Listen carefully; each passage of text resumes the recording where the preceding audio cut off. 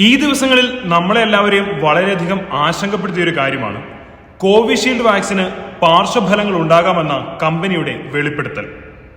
Covishield vaccine നിർമ്മാതാക്കളായ pharmaceutical company AstraZeneca UK കോടതിയിൽ സമർപ്പിച്ച രേഖകളിലാണ് പാർശ്വഫലങ്ങളെ സംബന്ധിച്ച് ഈ വെളിപ്പെടുത്തൽ നടത്തിയിരിക്കുന്നത്.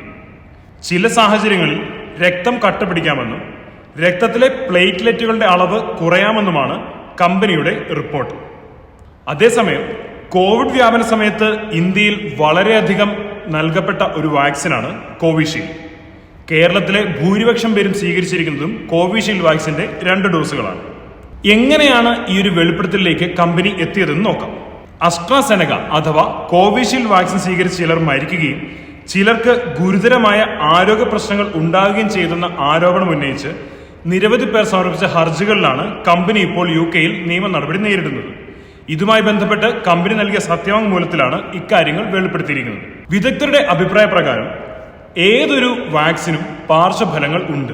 അസ്ട്രാസെനക കോടതിയിൽ സമർപ്പിച്ച റിപ്പോർട്ട് പ്രകാരം രക്തം കട്ടപിടിക്കുക, പ്ലേറ്റ്ലെറ്റുകളുടെ അളവ് കുറയുക തുടങ്ങിയ സാഹചര്യങ്ങൾ വളരെ വിരളമായി മാത്രമേ ഉണ്ടാവുകയുള്ളൂ എന്നും, എന്നാൽ വാക്സിനുകൾക്ക് പൊതുവെ എല്ലാ വാക്സിനുകൾക്കും ഇത്തരത്തിൽ പാർശ്വഫലങ്ങൾ സഹജമാണെന്നുമാണ് വിദഗ്ധർ വ്യക്തമാക്കുന്നത്. എന്നാൽ അതേസമയം ഇവ മനുഷ്യരെ ഗുരുതരമായി ബാധിക്കില്ല എന്നും നേരിയ സാധ്യത മാത്രമേ ഇത്തരത്തിലുള്ള പ്രശ്നങ്ങൾക്ക് ഉള്ളൂ എന്നും വിദഗ്ധർ വ്യക്തമാക്കുന്നു. ഒപ്പം തന്നെ വാക്സിൻ എടുത്തതിനു ശേഷം ഹൃദയാഘാതം മൂലം യുവാക്കൾ മരിക്കുന്നു, മറ്റനവധി ആരോഗ്യ പ്രശ്നങ്ങൾ ഉണ്ടാകുന്നു, ക്ഷീണമുണ്ടാകുന്നു, ശരീരത്തിന്റെ ശക്തി നഷ്ടപ്പെടുന്നു. ഇത്തരത്തിൽ നിരവധി ആരോപണങ്ങളും ആശങ്കകളും നിലവിലുണ്ട്.